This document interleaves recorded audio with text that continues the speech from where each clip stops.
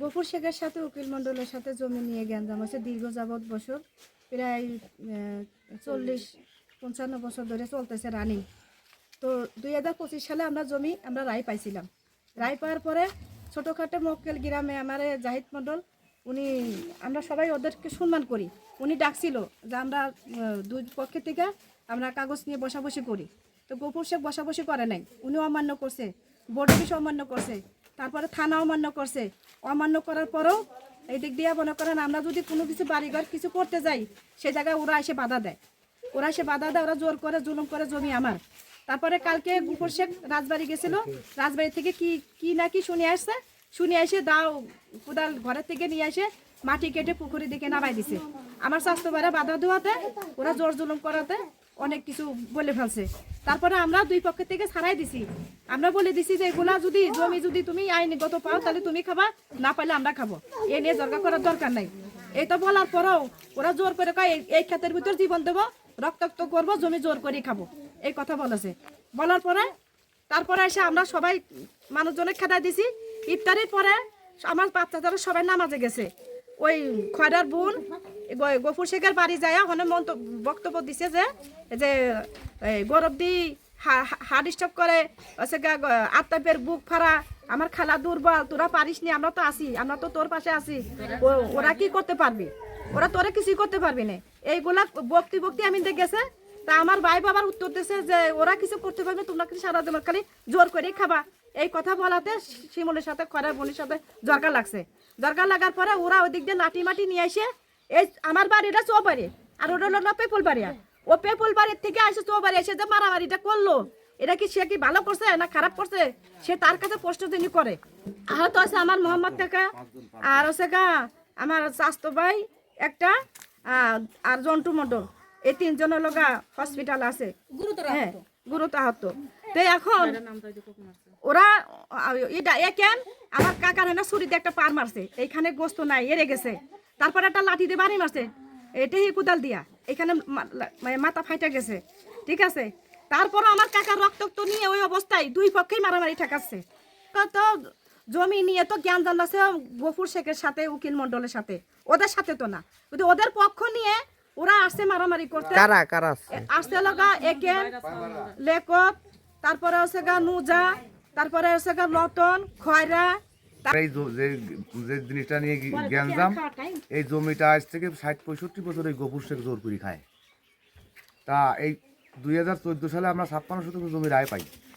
এটা আমরা বুঝিয়ে নিয়ে কোর্ট অর্ডার দিচ্ছে, থানা দিয়ে বুঝিয়ে দিয়ে গেছে, তাও সে মানে নেয় না।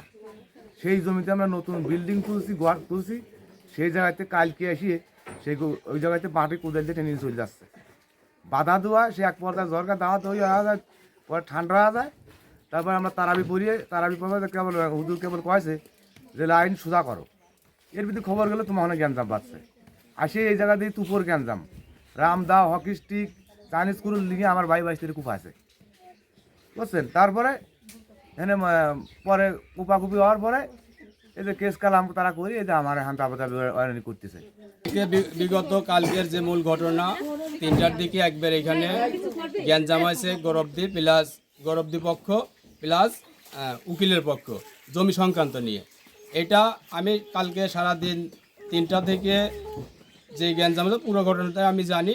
তবে এদের বাড়ি এইখানে, উনিদের বাড়ি ওইখানে, ইনিরা যেই কথাটা বলতেছে যে এরা ওইখানে যা মারছে মসজিদের নামাজ পড়ার সময়, এটা সম্পূর্ণ বানোয়াট মিথ্যা। এবং জাহিদের নামে যে মামলা দেওয়া হয়েছে এটা সম্পূর্ণ বানোয়াট মিথ্যা জালিয়াতি, এটার আমি তীব্র প্রতিরোধ এবং নিন্দা জানাই। তো এই হলো সম্পূর্ণ ঘটনা। এতে এরা ওইখান থেকে ওরা এখানে আসে, ওইখানে দ্বিতীয় পক্ষ যারা খয়বার খা, তারপরে একেন লিয়াকুত, আর কি ইডার পক্ষ গৌরবদের পক্ষ যারা এখানে এসে মারামারি করছে। কিন্তু মূল ঘটনা মারামারি হয়েছে এইখানে। এরা সম্পূর্ণ বলতেছে মসজিদের ওইখানে ওরা নামাজ পড়তে যাচ্ছিল, তখন মারামারি করছে। মসজিদের ওইখানে নামাজ পড়তে যাবে না, এরা যাবে, ওরা কেন, মসজিদ তো ওইখানে, আপনারা ইতিমধ্যে দেখছেন। এই হলো মূল ঘটনা। জি স্যার, আমাদের এই জমি জমা নিয়ে মেলাদিন ধরে হয়তো চলে, মানে মামলা মর্দনা চলছে। আমরা রায় পাইছি, বুঝছেন, রায় পাইছি, আমাদের জমি আমাদের বুঝে দেয়নি, এটা নিয়ে থানায় বইছি। বসার পরে স্যাররা অনেক সব লিখিতভাবে আমাদের বুঝিয়ে দেওয়া হয়েছে, এটা বাড়ি আসে দেবে না। কারা দেবে না? গফুর শেখ, আমাদের বিরোধী পক্ষ। এরা তাদের শালা সম্বন্ধী আত্মীয় স্বজন লোকজন ডাইনে আসে আমাদের জমির মাটি কাটিয়ে নিয়ে 10টার মধ্যে একবার নাবাদ দিয়েছিল। আমরা বাধা দেওয়াতে আমাদের এই অবস্থা করছে। পরে এই অবস্থা করার পরে তারপরে এরা 2-1জন ইঞ্জুরি হয়েছে, আমরাও ইঞ্জুরি হয়েছি। আমাদের ইঞ্জুরি হওয়ার লোকগুলো হাসপাতালে ভর্তি হতে দেয়নি, কিন্তু এরা ঠিকই ভর্তি হয়েছে। পার্টির সরকার নিয়ে আসে উপর থেকে, সরকারি লোক নিয়ে আসে অনেক হাসপাতাল ঘেরাও করছিল, আমাদের ভর্তি হওয়ার দেয়নি, যার কারণে আমরা এখন পর্যন্ত কেস করতে পারিনি।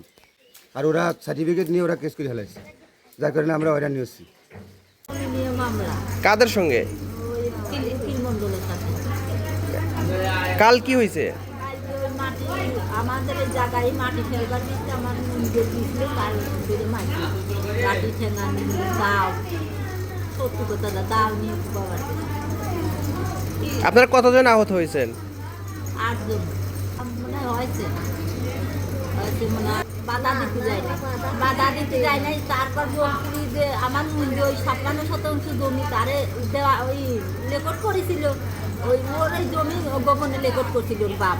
রেকর্ড করার পর তারপরে যখন ওরা দেওয়ানি মামলা করেছে, পাট্টা দলিল করছে। সেই পাট্টা দলিল করার পর ওরা ওই 56% সব ক্যান্সেল করার পর ওই 56% জমি কোর্টে দিয়ে ওরা বুঝে দেওয়া হোক তাই করেছে, বুঝছেন।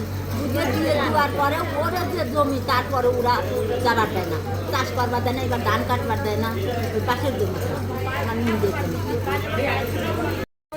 ওরে সে জমির পাড়ি করে আবার ও জায়গার পাড়ি পায়খানা দেওয়ার দিয়েছিল, সেখানে মাটি কাটিয়েছিল, যাই আমার বর্ণাই আসছে বাজার আছে নাট সকল নিয়ে মারবার করছে, দৈনিকই আমার যায় মারবার। ওই কুদাল নিয়ে তা জমি চাষ করবার দেয় না, ওই দূর আকালি যাবার দেয় না, যেই চাই আমার বর্ণাই লাঠি ঠেঙা নিয়ে তা কুদল নিয়ে সব চলিয়ে যায়। সে বাড়িতে সে করছে কি আমার থাকার পাশে পুরো আমার মাটিটা কেটে জন্য মাটিটা তো নাকি তোর এটা সত্যি তোর জায়গা তোর এইটা সত্যি হেরিকেন জ্বালায় তোর জায়গা কি আমার হেরিকেন জ্বালা খেতে আমি আমার কুকুরকে আমি না সম্পত্তি আমার জোর করে নেবার লাগে তারপর আছে আর সব বাড়ি খেতে আমি তার মধ্যে দিয়ে যাচ্ছি আমার দিকে তো পারি আমরা তো মারটা খাচ্ছি, আমরা রুদালয় চলে গেছি, বারে বারে দিয়ে পড়েছি, আমার কেউ নাই। পরে কোন তারা করতে কি তারা পোষায়, তারা ওই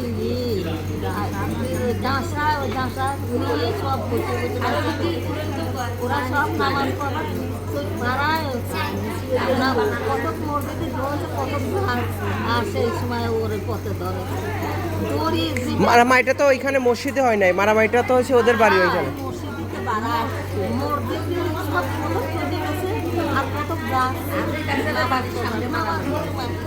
এই সময় এই ঘটনা তারা তো মনে পথে বুঝে আমরা